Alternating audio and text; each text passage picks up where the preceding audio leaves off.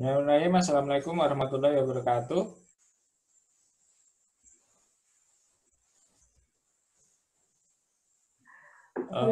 Teman-teman sekalian, saat ini sedang mengikuti webinar tentang mendirikan usaha di saat wabah pandemik COVID bersama dua narasumber kita. Yang pertama adalah Dr. Ibnu Cahyo, seorang dosen dan praktisi usaha.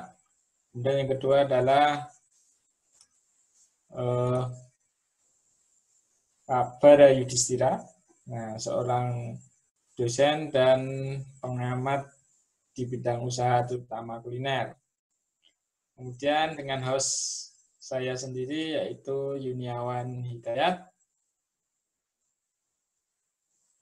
MSI dari Pusat Pengembangan Usaha UNS. Teman-teman sekalian, kita masih dalam suasana COVID, ya, pandemi COVID yang trennya ini juga masih cukup tinggi. Namun demikian, usaha kita harus tetap berjalan dengan menghadapi berbagai macam tantangan. Nah, untuk itu, dua narasumber pada kesempatan hari ini nanti akan membahas bagaimana supaya usaha kita ini bisa berjalan walaupun dalam suasana yang penuh ketidakpastian ini. Nah, untuk itu yang pertama, kami persilahkan Dr. Ibnu Cahyo untuk menyampaikan hal-hal apa saja yang bisa disampaikan mengenai trik atau mungkin tips supaya suasana usaha di saat seperti ini tetap bisa berjalan. Kami persilahkan Pak Ibnu Cahyo, kami beri kesempatan terlebih dahulu. Oke, terima kasih. Assalamualaikum warahmatullahi wabarakatuh. Semoga selalu kita mendapatkan keberkahan dari diskusi ini, begitu. Nah, saya akan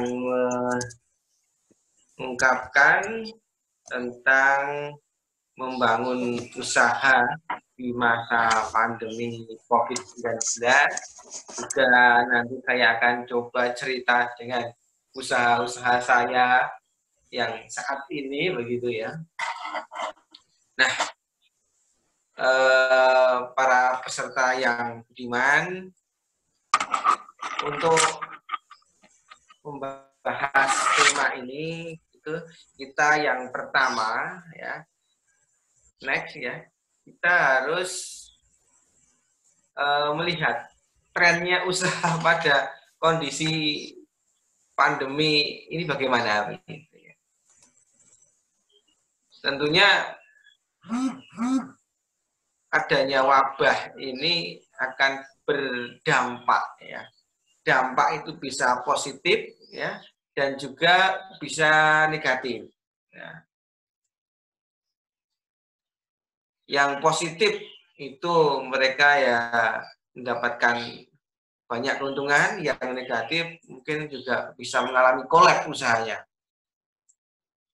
Kalau dari data ini, yang paling positif itu usaha-usaha yang berkaitan dengan pangan sebenarnya, penyediaan pangan, kemudian usaha-usaha yang berkaitan dengan penyediaan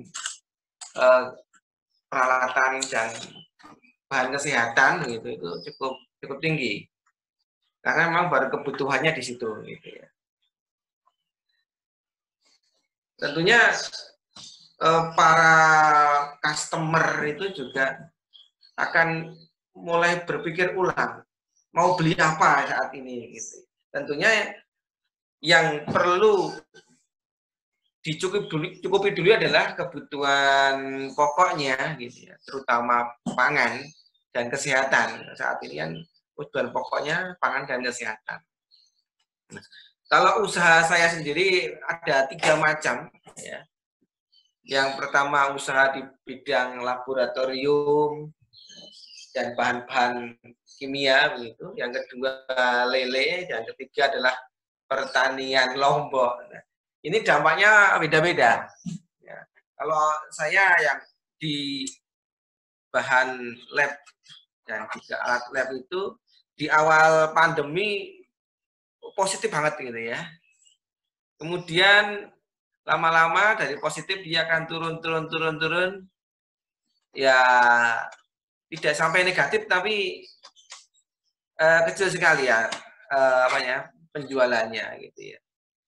Kalau di awal waktu pandemi itu karena ada efek panik ya. Mereka banyak belanja, customer itu belanja bahan kimia yang berkaitan dengan kebersihan. Itu cukup tinggi sekali, terutama alkohol gitu untuk pembuatan hand sanitizer. Dalam 1 sampai 2 minggu itu saya bisa jual sampai 700 liter alkohol. Padahal di hari biasanya mungkin sebulan aja nggak nyampe 10 liter ya. Itu cukup. Ini karena efek panik. Orang berusaha bagaimana kesehatannya terjaga gitu ya. Jadi itu contoh yang berkaitan dengan positif. Kemudian setelah terpenuhi semuanya, dia akhirnya akan turun juga kebutuhannya. Apalagi segmen pasar saya sangat sempit sekali, hingga memang begitu efek wabah ini terjadi, terutama karena segmen pasar saya adalah seorang atau peneliti ya, terutama ya untuk alat lab dan bahan kimia itu peneliti segmen pasar saya. Mereka proyeknya belum cair, ada yang ditunda, akhirnya itu berdampak sekali ya. Ya walaupun tidak min, tapi alhamdulillah. Kemudian untuk perikanan gitu juga alhamdulillah ini stabil ya, tidak ada dampak yang berarti, jadi stabil. Kebutuhan masyarakat itu tetap tinggi. Ya. Yang sempat turun itu karena perubahan dari pola belanja masyarakat itu. Kalau awalnya sering pergi ke restoran gitu, sekarang polanya ke dia belanja bahan mentah. Nah itu. Nah, sekarang ada perubahan itu. Ketika minggu awal itu penjualan lele di tingkat Tengkulak itu drop ya, karena warung-warung pada tutup. Tapi di penjualan pasar secara ke konsumen secara langsung itu stabil karena dan cenderung naik karena kebutuhan penduduk masyarakat itu pengen masak sendiri gitu ya. Itu tentang lele. Kemudian tentang Lombok ini yang minus ini ya. Minus tadi akhirnya jadi pertanian Lombok saya ya harus bertahan. Yang penting tanamannya hidup dulu ya. Hidup karena Lombok itu bisa dipelihara, dirawat. Kemudian dia naik, Mbak. Nah, kalau yang kita lihat, kita positif gitu ya dampaknya. Usaha pariwisata jelas, kerajinan ya jelas drop gitu. Saya survei ke pengrajin keramik itu di Kasongan itu diliburkan semua juga. Otomotif itu juga penjualan juga drop, transportasi juga drop ya, perhotelan juga drop ya, properti sama restoran drop, tapi bisa saya garis bawahi restoran masih bisa mudah diperbaiki. Dan nanti Pak Bara akan membahas lebih jauh tentang kuliner ya. Kemudian yang positif itu bahan kebersihan, penyedia bahan pangan. Ya, ini untuk ketahanan pangan kita yang harus diperkuat ini. Kemudian APD, farmasi, ya, jasa ekspedisi ya. Jasa ekspedisi itu justru naik sekitar 50%. Jadi efek dari orang tidak bertemu gitu ya. Next. Nah, sekarang yang negatif nih, ini berarti ya cukup terpukul ya. Ini dampak ya, saya kategorikan dampak berat. Kemudian restoran, peternakan, perikanan itu masih mungkin untuk bangkit, walaupun dampak di awal itu cukup berat, ya. Terutama ketika para peternak itu yang pada awal masa-masa wabah di Indonesia itu mereka pas panen ya, ini kalang kabut, restoran tutup, kemudian ayamnya nggak bisa terjual begitu, akhirnya harga 1 ekor ayam itu bisa sampai 15.000. Bahkan di sekitar saya itu ayam dibagi-bagikan karena memang nggak laku gitu. Itu karena ya perubahan pola pembeli ya. Kalau ini masih mungkin kan diperbaiki ya. Kemudian yang positif itu juga tidak boleh lengah karena gini, misalkan penyedia bahan kebersihan, memang penjualnya tinggi sekali, tapi bahan baku susah didapat sekarang. Nah, akhirnya juga mau nggak mau juga terpaksa menurun juga omsetnya. Ya. Kemudian juga penyedia APD gitu, itu kalau misalnya ini ada pivot dari mungkin konveksi bisa produksi APD gitu ya, tambah lumayan ini hasilnya. Next coba. Nah ini analisa saya dan juga dari belajar dari orang lain begitu. Kalau yang terdampak berat negatifnya, gitu ya, itu artinya penjualannya sangat drastis, kemudian ringan, ya penjualannya mungkin turun ya. Kita coba masukkan ke klinik ya, klinik usaha. Kita cari dulu kira-kira apa sih gitu ya penyebab turunnya. Kalau wabah ini kan secara umum ya, ini umum nih, hal yang umum. Adanya pembatasan sosial. Nah, ini memang kalau orang bertemu aja nggak boleh, gimana mau beli ya gitu ya. Kemudian efek PHK juga ini menyebabkan juga daya beli turun karena penghasilan juga turun gitu. Nah, itu analisa secara umum seperti itu. Kenapa kok penjualannya turun gitu ya. Nah, kalau yang berat ya solusinya yang penting pertahankan hidup dulu ya dengan meningkatkan manajemen mestinya ya. Kalau milik saya yang terdampak paling berat adalah pertanian Lombok ya. Bagaimana saya bisa merawat tanaman Lombok saya tetap hidup dan sehat ya gitu. Nanti siapa tahu bulan depan sudah naik ya. Banyak orang punya hajatan, banyak orang beli Lombok lagi begitu. Ya bisa naik. Harapannya seperti itu. Oke, terima kasih Pak. Kita Kemudian solusi yang untuk yang ringan itu cuma perbaikan manajemen, pemasarannya diubah dikit, produknya diubah cara penampilan. Itu aja Pak. Pak Ibnu Cahyo. Itu oke. Oke, nanti kita lanjutkan lagi Pak. Ya, Menarik siap. sekali apa itu presentasinya tentang ya apa itu usaha yang up dan yang down ya. Tapi nanti akan kita bahas lebih lanjut. Untuk sementara kita akan beralih ke Pak Bara Yudhistira. Saya sapa dulu. Selamat siang Pak Bara Yudhistira.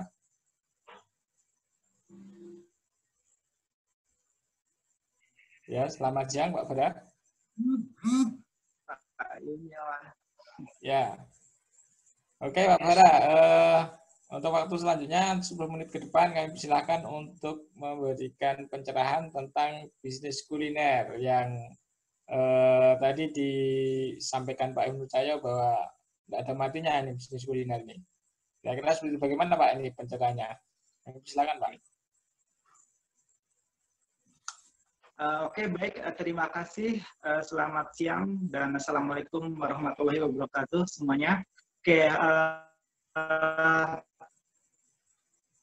untuk mereview kaitannya dengan tren perubahan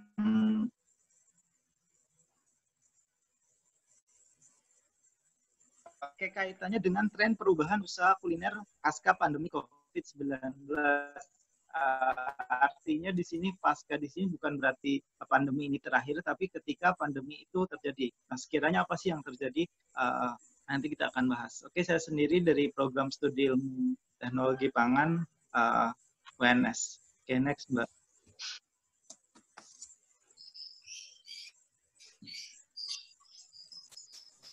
Oke,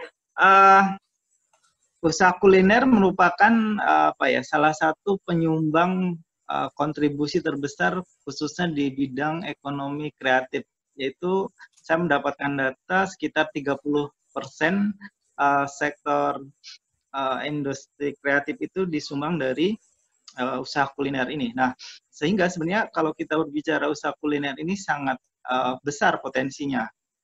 Nah, tetapi ternyata begitu besar potensinya juga sangat besar juga terdampak dengan adanya pandemi COVID-19 ini. Sehingga nanti ada beberapa hal yang perlu kita lakukan untuk mengatasi perubahan ini ya. Jadi tadi sudah disampaikan oleh Pak Ib, perubahan ini belum tentu ke arah negatif, tetapi bisa saja kita usahakan menjadi positif. Intinya itu. Nah, kenapa kuliner ini menjadi salah satu penyumbang kontribusi terbesar untuk usaha kreatif? Karena memang kalau kita berbicara pangan, khususnya kuliner ini merupakan kebutuhan pokok. Entah di masa normal ataupun pada saat pandemi ini, pasti orang tetap membutuhkan pangan. Dalam hal ini adalah sebagai kebutuhan pokok. Tentu ini merupakan pangan pokok, bukan berarti pangan yang misalnya untuk kesenangan dan sebagainya, tapi kita berbicara kebutuhan pokok terlebih dahulu. Oke, yang kedua adalah ketika kita berbicara usaha tidak membutuhkan modal yang besar, setiap orang bisa berusaha mulai dari kaki lima, warung makan, dan resto.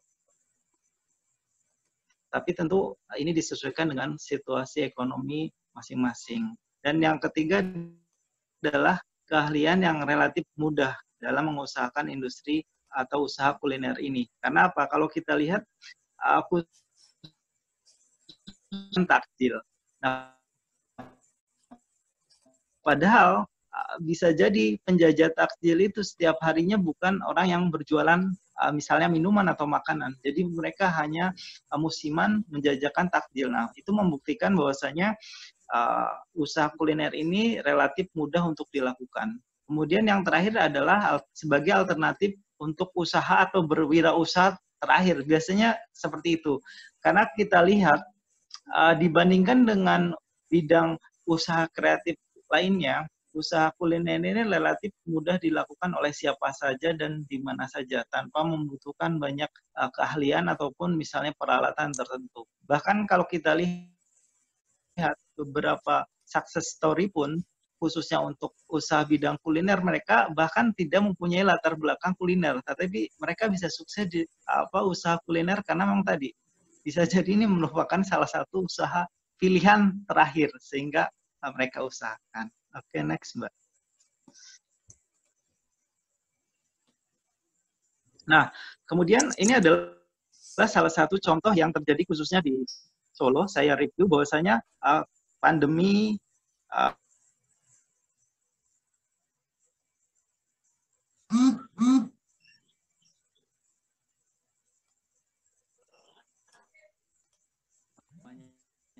kesempatan bagi mereka untuk berkumpul. Artinya mereka menyarankan atau justru melarang untuk menjual secara langsung, tetapi mereka menyarankan atau pemerintah daerah ini menyarankan untuk konsumen itu membeli secara online atau dengan ini adalah sesuatu yang menarik untuk kita perhatikan.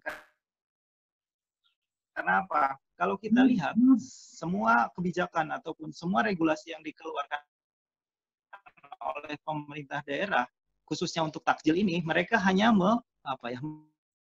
melarang pada bagian hilirnya. Artinya pada saat penjualan tidak boleh dijual secara berkumpul-kumpul. Tapi ternyata mereka abai pada saat proses pembuatannya atau pada saat di hulunya. Jadi sebenarnya ketika kita berbicara kebijakan khususnya untuk kuliner di masa pandemi ini tidak hanya berbicara pada bagian hilir atau pada saat penjualan, tapi lebih menyeluruh kepada prosesnya, kepada saat memasaknya, kepada saat memilih bahan dan sebagainya. Nah, ini yang harus sebenarnya kita perhatikan juga. Artinya, ketika kita menjual makanan pada saat kuliner semua pada saat pandemi tentu harus memperhatikan semua tahapan proses, tidak hanya pada saat menjualnya saja. Nah, ini perlu kita perhatikan. Next. Nah, kemudian selanjutnya fenomena yang mungkin 2 atau 3 minggu terakhir sedang berkembang juga kaitannya dengan beberapa franchise makanan fast food atau cepat saji yang berusaha untuk turun ke jalan. Jadi mereka tidak stay lagi di di resto, tapi berusaha untuk ke jalan. Nah, sebenarnya apa yang terjadi sih ketika fenomena itu terjadi? Ya tentu pertama adalah daya beli masyarakat turun. Artinya tadi sudah disampaikan oleh Pak Ib, karena kondisi perekonomian juga sedang lesu, otomatis daya beli masyarakat pun menurun. Jangankan mereka berpikir untuk ke resto mungkin. Untuk kebutuhan pokok saja mereka masih kebingungan. Nah, tentu dari si resto ini mereka berusaha untuk menjemput bola. Salah satunya adalah dengan proses, kemudian di sisi lain tadi mengantisipasi orang yang malas ataupun tidak tidak sempat atau tidak mau untuk ke resto. Kemudian yang kedua adalah kenapa fenomena ini bisa terjadi. Yang kedua karena memang ketika kita berbicara WFA, WFH, SFH, kecenderungan masyarakat kita untuk memasak sendiri. Pertama karena memang waktu banyak digunakan di rumah. Yang kedua adalah kaitannya dengan kualitas yang pasti. Ketika kita berbicara masak makanan sendiri, artinya tadi kehigienitasannya terjaga, kemudian kebersihannya terjaga. Yang notabene kalau kita beri di luar aspek tersebut, kita masih meragukannya, sehingga otomatis lebih banyak tadi menggunakan bahan pangan segar yang sudah disampaikan Pak Ir. Dan yang ketiga kaitannya dengan by delivery order, artinya tadi sebenarnya konsep ini sama juga dengan menjemput bola tadi, menjemput konsumen. Nah, ini fenomena ini mungkin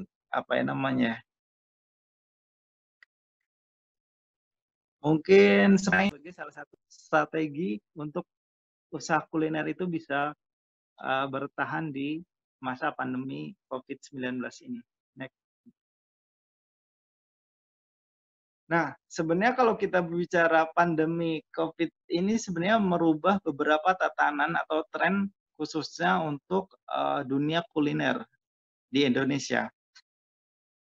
Nah, kalau kita berbicara sebelum pandemi, banyak hal yang kita perhatikan ketika kita memilih suatu pangan atau makanan, mulai dari karakteristik kimia, fisik, mikrobiologi, dan organoleptik. Adapun penjelasannya bisa dilihat di slide. Tetapi dengan adanya pandemi ini ada sedikit pergeseran, artinya ada beberapa prioritas karakteristik bahan pangan ataupun makanan itu sendiri yang lebih kita prioritaskan. Nah, contohnya adalah ketika kita berbicara karakteristik kimia, kalau dulu kita ngomong bicara misalnya kandungan gizi, pengawet, pewarna, dan sebagainya, tapi sekarang mulai bergeser, yaitu harus mengkonsumsi bahan pangan atau makanan yang memiliki sifat fungsional bagi kesehatan. Contohnya, dengan adanya COVID ini bisa kita lihat dari tren penjualan makanan berbasis rempah, kemudian berbasis spice and herbs itu meningkat karena dipercaya atau diyakini bisa meningkatkan daya tahan tubuh. Nah, ini salah satu bentuk bahwasanya kita sudah mulai sadar kaitannya dengan fungsi dari bahan makanan itu sendiri. Itu kaitannya, bahkan jamu pun sekarang popularitasnya sedang naik akhir-akhir ini karena tadi dia memiliki sifat fungsional tertentu. Nah, kemudian kemudian karakteristik selanjutnya adalah karakteristik fisik. Nah, di mana kalau kita berbicara WFA atau SFA tadi, kita lebih banyak stay di rumah. Nah, tentu kebutuhan bahan pangan atau makanan ini kita membutuhkan dengan daya tahan yang lama. Artinya bisa disimpan lebih lebih lama di rumah atau di refri.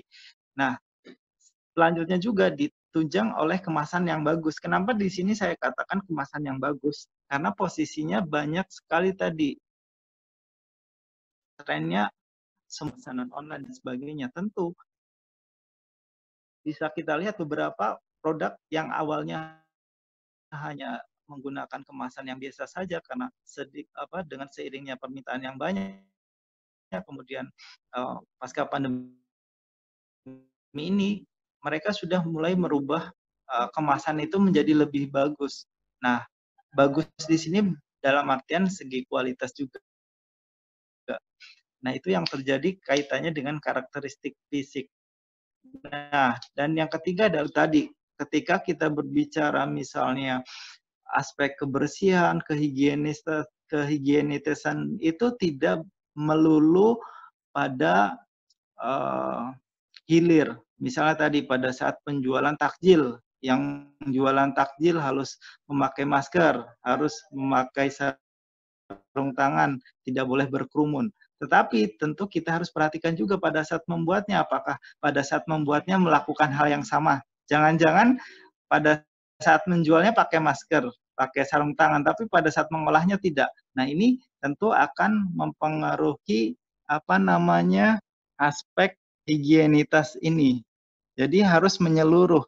Ketika kita berbicara aspek higienitas, mulai dari pemilihan bahan baku, proses pengolahan sampai dengan penjualan dilakukan dengan menggunakan APD. Kalau di perusahaan pangan pun kita mengenakan APD, alat pelindung diri, yang hampir sama dengan bidang kesehatan tapi tidak se-ekstrim itu, misalnya minimal menggunakan sarung tangan dan sebagainya. Ya.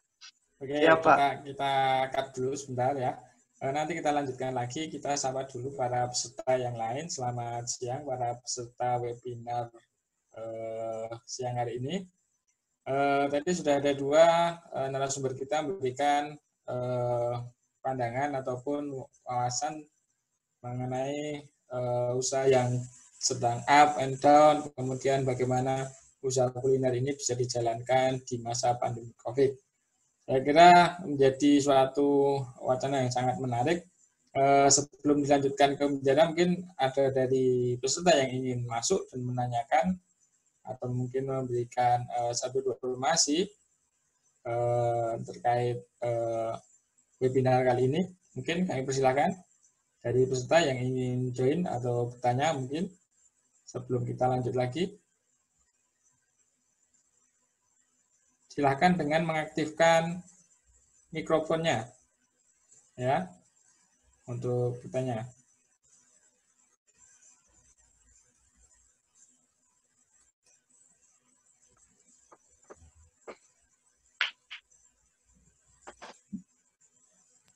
Oke, kalau belum ada, kita kembali ke narasumber. Nanti seandainya di tengah jalan ada yang ingin bertanya, langsung saja mengaktifkan mikrofonnya untuk menyampaikan pertanyaan. Kembali ke Pak Ibnu Cahyo ya. Tadi sudah diketahui, sudah disampaikan ada usaha yang sedang trennya naik dan sedang trennya menurun. Bagaimana kalau usaha kita ini sekarang sedang pada di posisi usaha yang trennya menurun, Pak? Nah, tips universal yang umum apa yang bisa kita lakukan supaya kita itu bagaimana ternyata usaha kita ini sedang menurun. Padahal kalau untuk kita ganti bukan suatu hal yang mudah saya kira ya dari usaha yang sudah kita jalankan, tapi kita harus switch ke jenis usaha yang lain. Kira-kira gimana Pak Ibnu? Ya, oke Pak Juniawan, terima kasih. Begini, memang kalau usaha kita sedang turun ya rasanya sedih ya sebenarnya. Tapi ya kita harus cari solusi gitu ya. Kita prediksikan dulu kira-kira di masa wabah ini kira-kira masih bisa direkayasa apa tidak untuk dinaikkan gitu ya. Ya kalau contohnya saja ya, kalau transportasi itu kan katakanlah mati gitu ya. Itu kalau karena bagian kebijakan ya. Itu kalau tidak memungkinkan ya sudah hanya nunggu saja. Yang penting bertahan. Bertahan artinya menjaga peralatannya, menjaga karyawannya itu bisa ya, itu nanti akan eksis nanti setelah untuk persiapan setelah wabah begitu. Tapi kalau memungkinkan ya, misalkan ya, kalau lele saya itu stagnan, walaupun nggak negatif tapi ya relatif stabil lah ya. Kalau pengen lebih bagus lagi ya, ini ada teman-teman yang di perlelean itu mencoba menjualnya seperti yang Pak Bara katakan tadi, pakai delivery order atau jual langsung dengan membuat kemasan yang bagus, kemudian dibumbuin langsung, kemudian dipasarkan dengan berbagai macam trik pemasaran begitu, naik, artinya positifnya lebih banyak. Itu contoh. Kalau contoh yang kedua yang negatif yang punya saya ya, kalau seperti Lombok gitu ya sudah. Bahwa gimana lagi yang itu hanya sekarang Lomboknya Rp7.000 harga jualnya gitu kan. Ya, yang penting tanaman saya itu sehat nanti untuk depannya gitu. Karena bisa bertahan lama tanaman Lomboknya. Nah, kalau yang usaha saya yang tadi ya, di awal pandemi itu naik drastis, sekarang turun begitu ya, karena memang saya melihat segmen pasar saya memang terbatas ya. Karena ya seorang riset ya, periset, kalau perisetnya pada libur, ya otomatis saya libur juga gitu kan. Makanya untuk secara umum kita lihat dulu, memungkinkan enggak untuk bisa bangkit gitu ya. Memang kalau untuk pivot usaha itu berat ya. Yang kalau tidak bisa pivot usaha ya pivot anunya aja, produknya saja yang agak sedikit diubah. Tentunya pivotnya ini mendukung yang berkaitan dengan kesehatan dan pangan itu yang baru bisa masuk ke pasar itu ya baru yang paling bagus kesehatan pangan untuk kebutuhan tersier. Kuncinya ini rekayasa Pak ya, berarti ya. Sini Ya, ada rekayasa yang harus dilakukan. Mungkin ke Pak Bara, Pak Bara. Ya, terkait dengan rekayasa bahan makanan membuka. Oke, baik. Untuk apa yang bisa digunakan atau dilakukan ketika kita merekayasa pangan, sebenarnya yang paling simpel dan paling mudah adalah dengan menambahkan beberapa bahan yang diklaim bisa memberikan senyawa fungsional. Contohnya, kalau kemarin kita berbicara misalnya soto bisa kita ada penambahan bagi tubuh kita atau bagi kesehatan kita. Karena apa? Kita selain perut kenyang, tentu sistem imun tubuh kita pengen lebih meningkat. Nah, salah satu inovasinya adalah yang paling mudah adalah menambahkan substansi atau beberapa bahan baku yang diklaim bisa meningkatkan daya tahan tubuh. Itu paling mudah yang bisa dilakukan. Dan yang kedua adalah alternatifnya adalah dengan menjual ataupun memproduksi makanan yang hangat.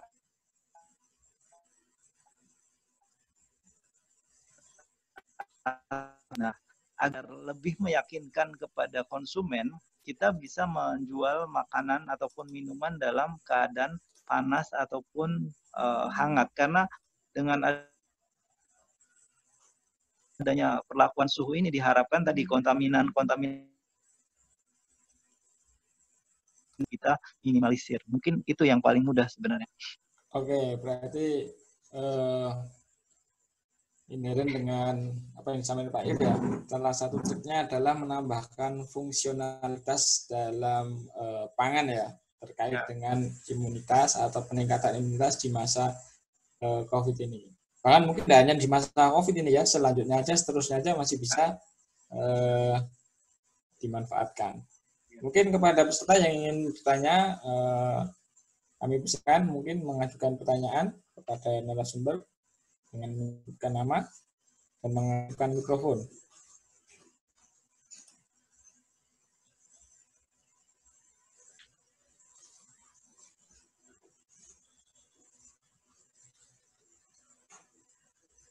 Oke, Ibu peserta, kami persilakan. Baik Pak Yun, saya ya. Silakan Pak Edi. Ya. Nah ini sama Pak Bara ini, saya mau nanyakan nih. Termasuk juga Pak If ya, karena Pak If kan sudah cukup lama di dalam membangun usaha itu. Saya melihat ya, karena banyak tugas yang kita lakukan itu adalah membangun usaha atau startup usaha. Dan saya mau diberikan satu pengalaman Pak If barangkali, atau pengamatan dari Pak Bara, bagaimana resep jitu di dalam membangun startup usaha di bidang kuliner ini. Ya, ini saya kira Pak Yun. Siap, pertanyaannya sangat menarik Pak. Kami persilakan Pak If dan Pak Bara untuk menanggapi. Monggo Pak If.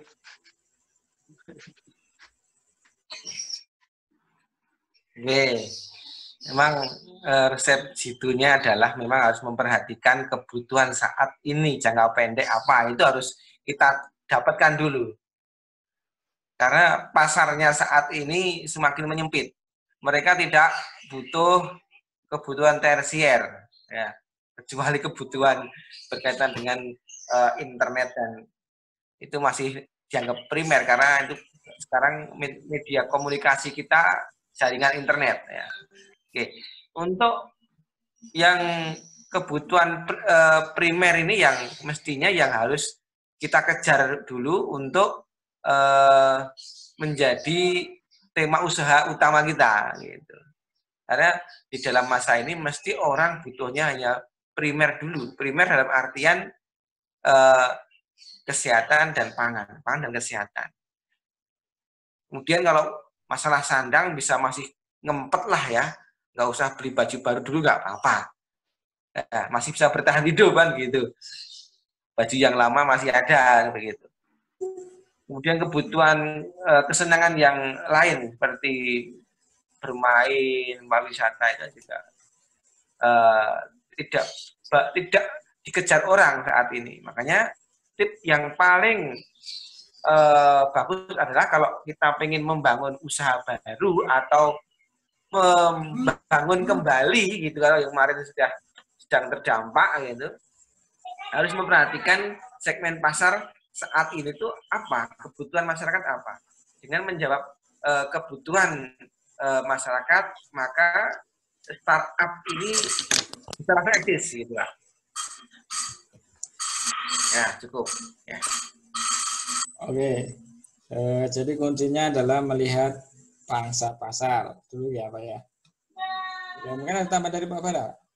Oke, dari saya mungkin hampir sama. Ketika yang pertama ditentukan adalah pangsa pasar. Mereka butuhnya apa? Hampir sama dengan Pak If. Cuma tambahan dari saya adalah, lantas ketika kita sudah mengetahui pasar butuhnya apa, kita akan memproduksi apa? Karena posisinya adalah kita menjual makanan yang notabene ini tidak tahan lama. Artinya kita harus bisa memetakan juga sekiranya produk jenis makanan apa yang akan kita jual. Karena posisinya misalnya sama-sama ayam ungkep. Nah, ayam ungkep itu dijualnya dalam bentuk apa? Bisa jadi misalnya dalam bentuk vacuum packaging atau frozen, atau misalnya cuma by order saja, buat langsung jual. Nah, itu juga mempengaruhi dalam pengambilan keputusan saya kira. Jadi yang pertama adalah produksi yang seperti apa. Lebih tepatnya mungkin itu yang saya tambahkan. Terima kasih. Oke. Terima kasih Pak Bara dan Pak If. Mungkin ada feedback atau mungkin ada tambahan lain dari peserta? Atau dari Pak Edi mungkin? Mungkin persilakan peserta yang lain untuk bertanya kepada kedua narasumber kita yang saat ini sedang bergabung dalam webinar ini.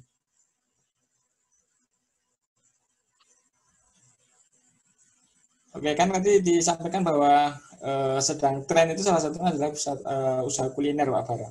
Nah, ini semuanya itu orang lari membuat usaha kuliner ini sebenarnya.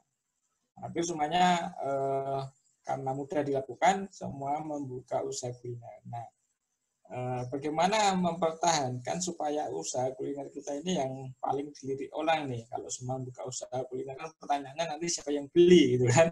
Karena banyak sekali usaha kuliner. Nah, gimana Pak ini tip-tipnya Pak supaya usaha kita adalah usaha kuliner yang mungkin menang dari persaingan? Gitu. Monggo Pak Bara dulu. Oke, baik. Terima kasih. Karena kita berbicara kuliner, tentu ada karakteristik yang membedakan dengan yang lain. Itu adalah salah satunya adalah rasa. Nah, tentu faktor organoleptik ataupun sensoris ini sangat berpengaruh terhadap karakter dari produk yang akan kita jual. Nah, tentu yang harus dilakukan yang pertama adalah kaitannya dengan kita mencari karakteristik yang membedakan produk kita dengan yang lain. Nah, itu yang harus kita tahu. Karena kalau kita lihat, orang akan kembali ke suatu warung makan ataupun misalnya pangan tertentu itu karena punya karakteristik tertentu. Nah, salah satunya rasa. Biasanya mereka akan mengejar itu. Nah, itu yang harus kita temukan sebenarnya. Apa sih yang membedakan produk kita ataupun dengan produk yang lainnya. Setelah itu baru ke aspek-aspek yang lain saya kira untuk masalah tampilan dan sebagainya, saya kira itu mudah untuk dilakukan. Nah, yang susah itu adalah mencari rasa. Bahkan kalau kita lihat beberapa warung makan ataupun produk tertentu itu punya sisi historisnya. Karena saking lamanya dia mampu mempertahankan cita rasa dan sebagainya. Nah, itu menjadi nilai lebih dan menjadi orang untuk alasan orang untuk kembali ke sana. Saya kira itu yang paling utama di antara yang lain. Kalau sedangkan yang lain bisa Oke, rasa menjadi kunci utama Pak ya untuk memenangkan persaingan. Nah, mungkin dengan work from home ataupun dengan SFH itu kan, orang kan sudah lama ini tinggal di rumah. Ya udah bosen juga gitu kan. Nah,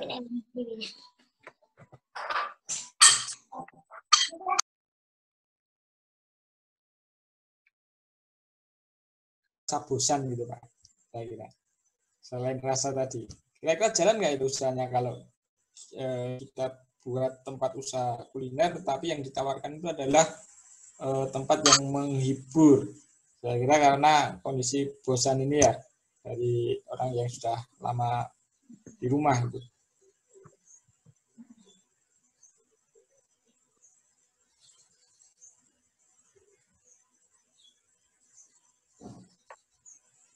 Ya, halo.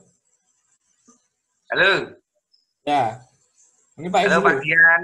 Silakan.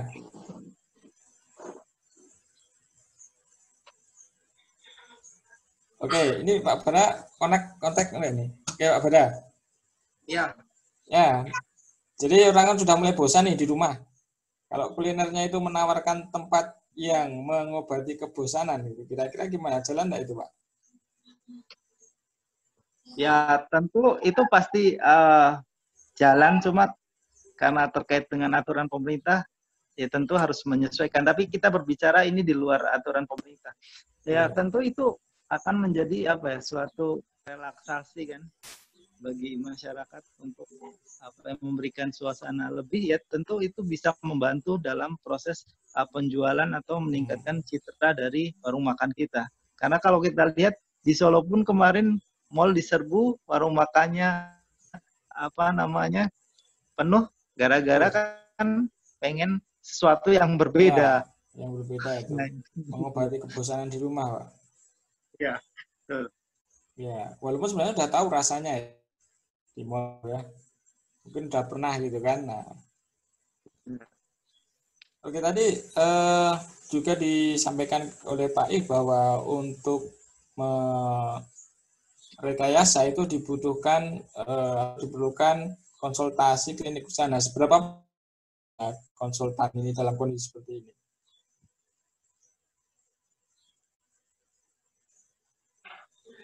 Halo.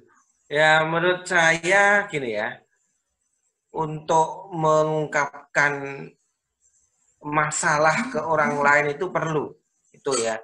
Karena juga kadang orang baru bermasalah itu pikirannya mungkin banyak buntunya gitu ya. Makanya kadang kalau bermasalah panik, nah itu repot. Makanya perlu juga pendapat orang lain. Nah itu klinik itu ya artinya tidak harus orang yang pakar gitu, enggak. Cuman berbagi rasa mungkin dengan tetangga, istri, atau yang tentang bagaimana sebaiknya usaha kita gitu. Kalau orang-orang di dunia usaha itu, saya yakin mereka orang-orang kreatif, sehingga dia bagaimana kalau kita berjalan mentok, mungkin dia kan cara berpikir bagaimana bisa berjalan lagi, kan begitu. Saya yakin banyak di antara kita yang seorang wirausahawan itu juga mestinya seorang kreatif, ya itu yang artinya klinik ini tidak terbatas oleh klinik yang legal ya, artinya siapa aja yang dia punya concern untuk di bidang usaha atau mungkin pelaku sekaligus itu bisa dijadikan tempat untuk ini ya, bertukar pikiran mungkin, mencari peluang. Ya penting juga ya, penting berkonsultasi ke pakar itu penting, cuman kan tidak semua orang itu punya koneksi dengan orang pakar ya, tentu ya akan berkonsultasi ke teman biasanya, teman dekatnya gitu ya. Itu yang paling memungkinkan dengan cepat bisa memberikan solusi mungkin. Kalau enggak solusi ya yang penting didengarkan dulu gitu ya. Apa yang jadi masalah didengarkan dulu, itu mungkin sudah cukup mengobati juga sih. Oke. Ada tempat curhat tentang usahanya, itu penting juga. Ya, ini salah satu tempat curhat Pak di webinar ini Pak. Karena di sini kita menghadirkan 2 pakar dan mungkin dari peserta itu juga mungkin ada yang memiliki pengalaman sendiri ya dalam menjalani usaha. Oke, kami persilakan mungkin peserta yang ingin menyampaikan pertanyaan juga. Ini waktu kita masih 7 menit ya. Mungkin bisa dimanfaatkan oleh peserta untuk bertanya. Kami silakan untuk mengaktifkan mikrofon.